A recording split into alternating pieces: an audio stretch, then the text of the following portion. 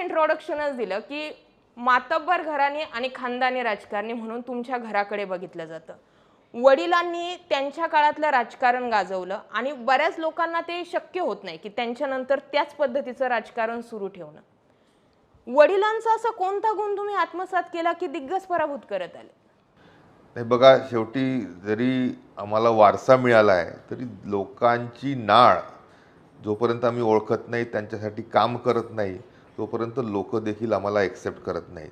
आणि जर लोक आम्हाला वारंवार एक्सेप्ट करत असतील तर नक्कीच त्यामागे आमची असेल की आमच्या वडिलांची असेल, ही लोकांच्या संदर्भामध्ये असलेली एक आपुलकी किंवा त्यांच्यासाठी काहीतरी करून दाखवण्याची जिद्द ही नक्कीच कामी येते.